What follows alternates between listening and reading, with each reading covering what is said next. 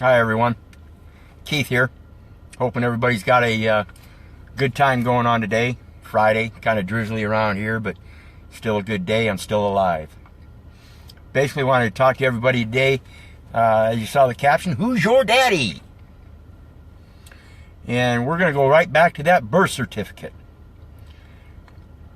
In regards to that birth certificate, people will notice that the mother is the witness or the informant.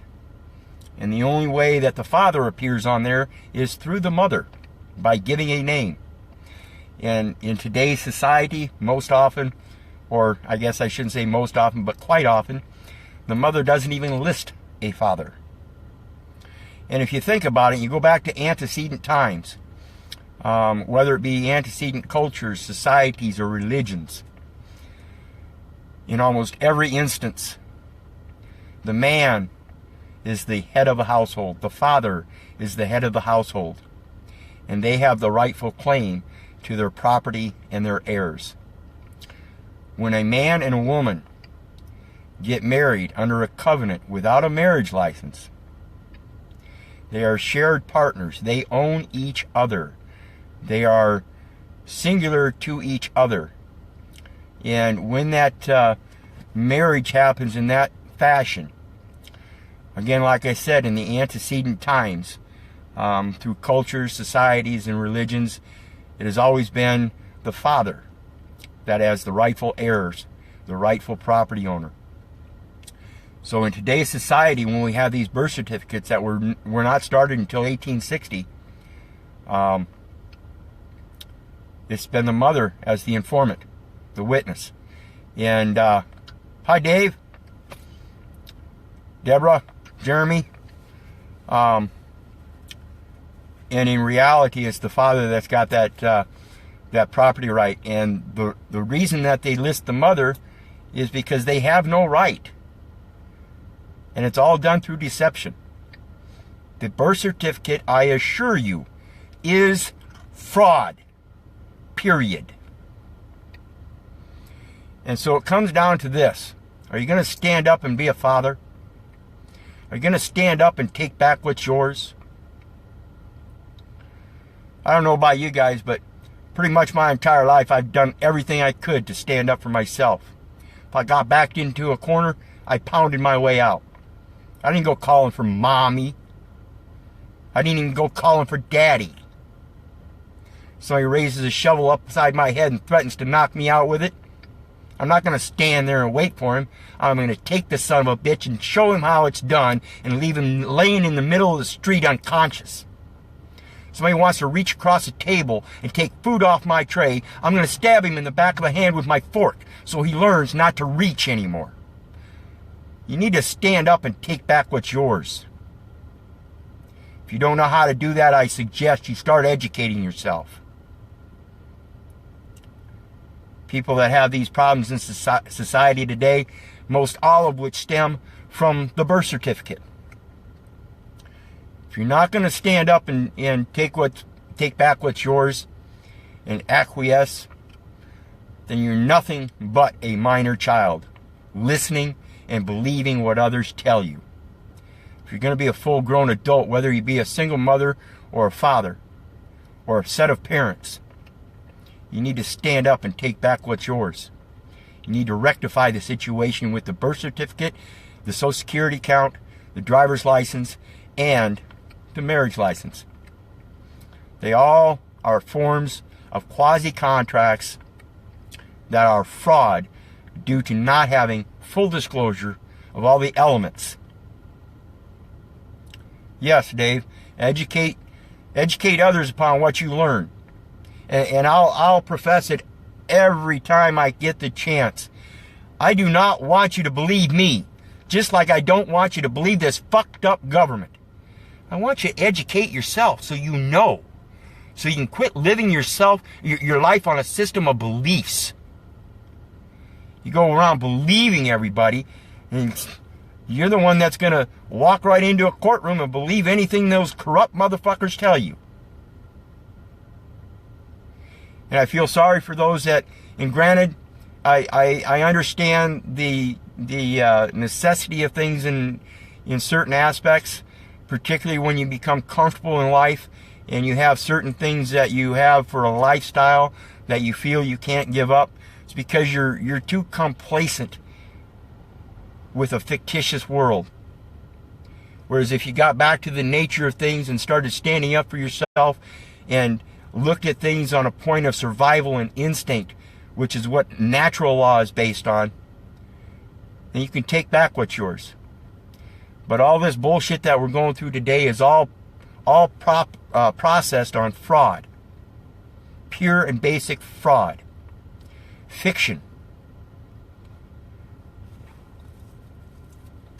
So, I hope you people understand that. And if you got any questions, put them out there.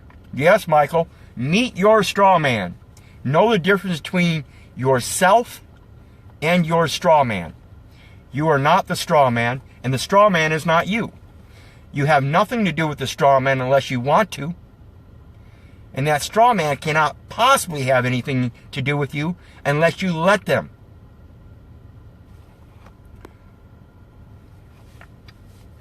Yes. Yes.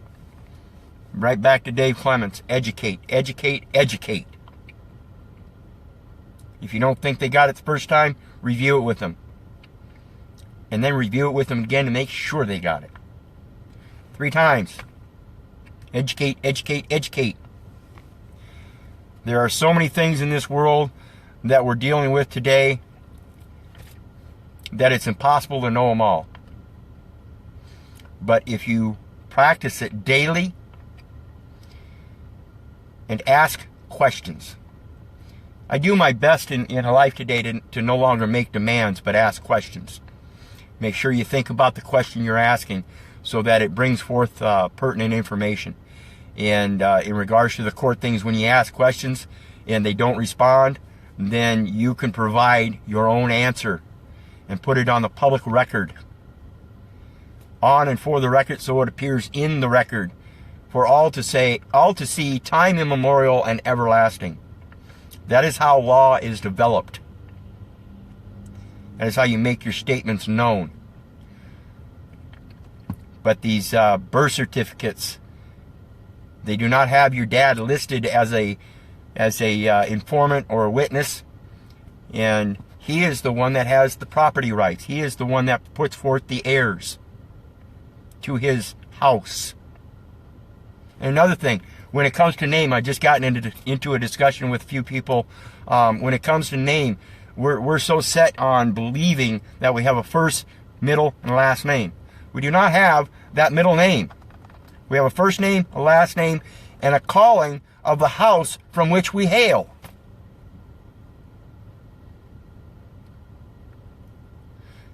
Well, I don't know about learning their deceitful language, because I refuse to use it anymore. I try my best anyway. Particularly things like pro se and pro per and things like that. I'd rather just let them know in common English, you have no rights over me and my property. If you think you do, then please provide the support for your claim.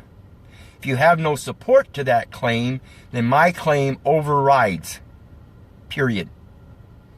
So when it comes to these custody cases and stuff, I firmly believe that if the father just stepped up and made his claim very clear and very succinct and very simple, that's my property.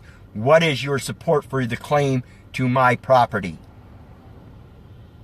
And if they can't prove that, if they can't provide that, and they're gonna put all kinds of stuff to you that says that they, well, this is what we're saying. Well, that's what they say, but it's still not proof. It's just an opinion. Well, according to this case law and according to this, fuck that case law. Fuck this and fuck that. You have no rights to my property. I am the father to my offspring. Who else has a right to my property? Who else has the right to my heirs? Who else has any support that they were a co-creator? One can only control that which they created. One cannot control that which they did not create. Period. Point blank. And that's in their own rules. So, there are terms you're going to use against them, like void for vagueness is a good one. Yes. Yes. That's why you use things like request for admission, so that you can clear up the vagueness. When you, and again, like I said, I try not to make any demands or anything like that anymore. So I oftentimes form my wording in questions. So, if you people have any questions about these problems that you're having today, whether you be a single mother or a single father, or a mother and father conjoined through that marriage license, I suggest that you step up to the plate and become responsible for yourself. Carry your own liability. Get rid of those quasi-contracts. Every time you sign a quasi-contract, you're digging yourself deeper into that infant stage, telling them that you can't handle your own affairs, and therefore you need a quasi-contract with a third-party interloper to help you and the other person contracting provide for agreeable terms. You don't need that. You can provide your own agreeable terms. Real simply. That is my heir. I require the return of my heir. If you have no support to your claim, then why are you holding my heir unlawfully?